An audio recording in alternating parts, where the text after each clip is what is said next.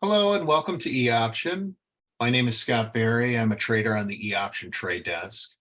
Today we are going to talk about long options and earnings season and how to using long options to gain an edge during earnings season.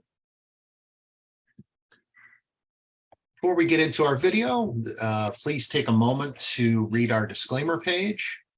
This video is for educational purposes only and should not be considered a recommendation or advice by eOption or myself. Before we start, I'll just do some basic definitions. So when we're talking about a stock, obviously talking about the underlying equity or asset. Call option gives you the right to buy an asset or stock at a fixed price.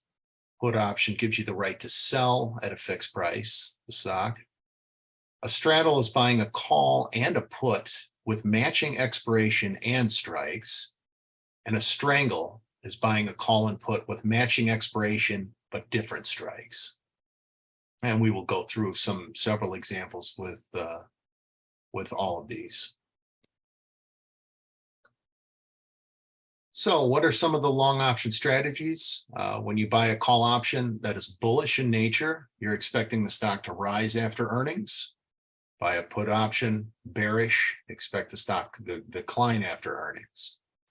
When you buy a straddle, which is when you're buying both strikes that are the same, you're expecting a large move either direction, but maybe the advantage is you don't know which way, but if it goes up or down, greater than the amount that the premium that you paid, then that's how you would profit.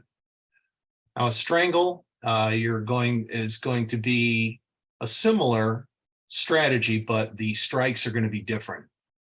Typically, with a strangle, you're expecting an even larger move, or maybe you don't want to pay as much for the options because typically you will buy a call that's a little bit out of the money and a put that's also out of the money. And I will give some examples as we move forward. Before we give the examples, some option advantages. When you're trading options, there's a lower investment cost than buying the underlying. You have a defined risk, what you pay for the calls, puts, or the straddle strangle strategy.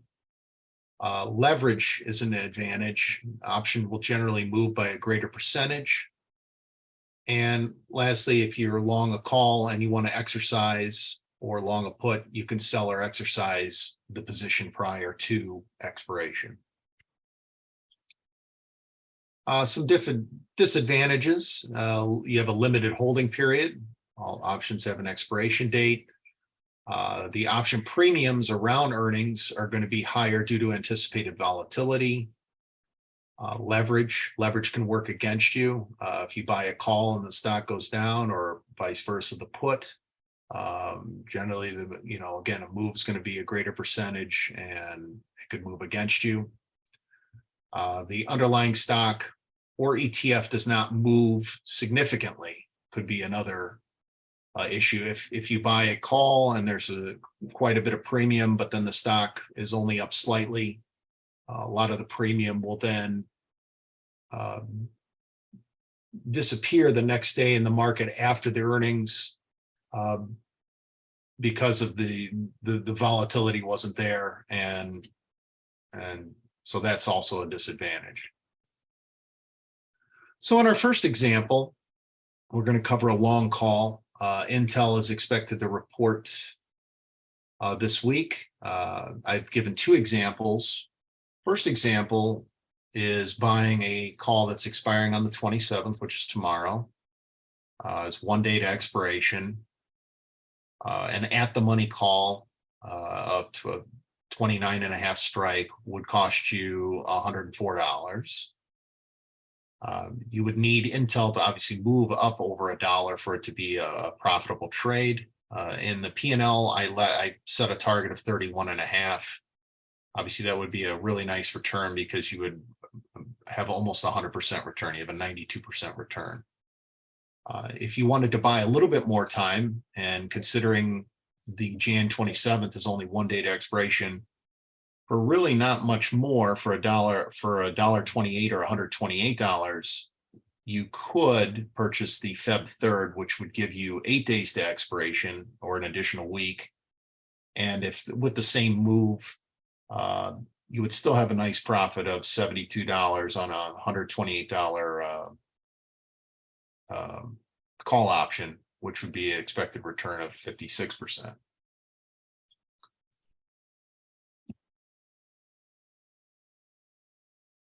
Okay, in our next example, I've picked Visa. Visa is expected to report this week as well. And in this example, you would be bearish on Visa, you'd be buying a long put. Visa's a higher price security. So I wanted to kind of give a little bit of variety, with Intel being like a $20 security versus a $200 security. So part of that's going to play into the price of the option as well. Also, you know, the differences in volatility between the two different securities. So the cost of a at the money 225 put expiring tomorrow would be $350. If Visa were to move down $5, your expected profit would be $150 or 42%. If you go out a week, it's a little bit more expensive. You'd be looking at about 4.5 versus 3.5 on the option, the cost of $455. I've moved the target price down an additional $1. Again, you're comparing you have additional week or 8 days till expiration. The expected profit would be similar. It would be almost 150, and the example below shows $145, and that expected return would be 31, almost 32%. So on to the straddle. So a straddle is buying a call and a put because you're anticipating a move one way or the other, but you're not sure. So in this case, you're buying both. Typically, when you look at a straddle, especially when you're dealing with a security and weekly options, the straddle kind of gives the overall market's anticipation as to how much the underlying is going to move in general. So in this example, I picked Tesla, which closed just under 145 or 144.43. And to buy a straddle for this Friday would cost $1,250. So each side is roughly $600. Now, to go out an additional week, the trade would cost $1,725. On the examples below, if Tesla were to hit a target of 160 by the 27th, your expected profit on that would be 250 or 20%.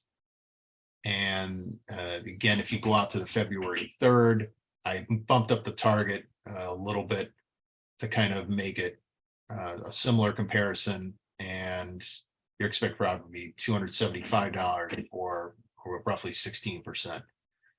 Again, the expected return percentages are lower because you're playing both sides of the field here. You're buying both a call and a put.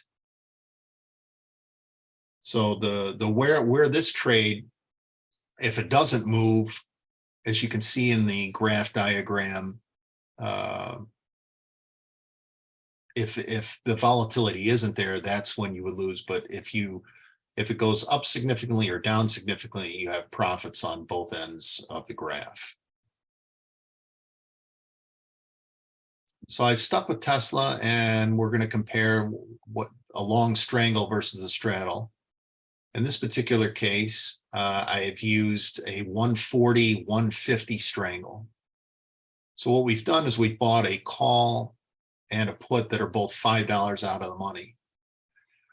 Now, what are the advantages of that? Your cost is going to be significantly less. The strangle for January 27th, which is only 1 day to expiration, is $810 versus it was about $1,200 for at the money. And the Feb 3rd is going to be 1,200 versus 1,750. We'll go back to the other example. Yeah, 1,725 and 1,250 were the straddles. Strangles are 800 and 1,220. Now, if we look at similar moves, if Tesla were to hit 160, expected profit would be 190 or similar, 23%. And if the target went to 165 by February 3rd, the Feb 3rd straddle would be 280 or 22%. So fairly comparable with a lower overall cost on the trade. Now we can look at some of the results.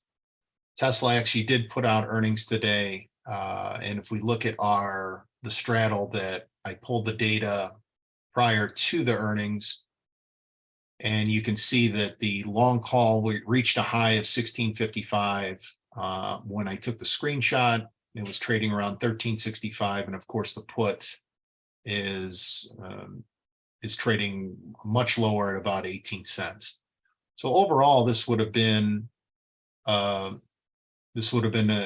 profitable trade. You'd be able to get out in the screenshots below about 1370. You would have had about $100 profit on a little over $100 profit on $1,200 investment.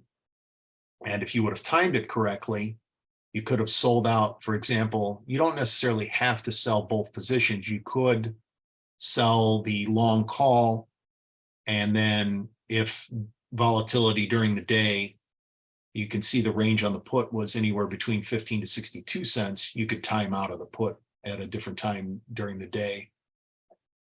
So that's a potentially a way to trade out of this, is you don't have to close both legs at the same time.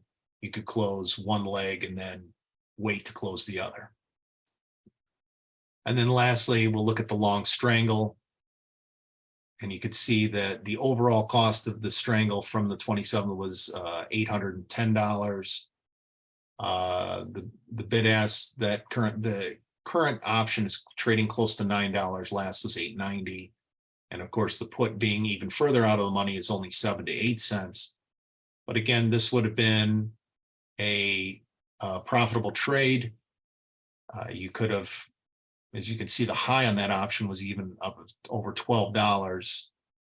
But if you close that out at current levels, you'd be closing out roughly around $9, which would be a $90 profit, which on an $810 trade would be a little over 10%. So not bad. If you could have timed out of it, like I said, you could sell the call maybe closer to the high of the day, and then obviously then you could either choose to close the put for a few pennies, or possibly even let it ride into tomorrow. If Tesla happened to fall back, you could also maybe recoup more of your money from the put side.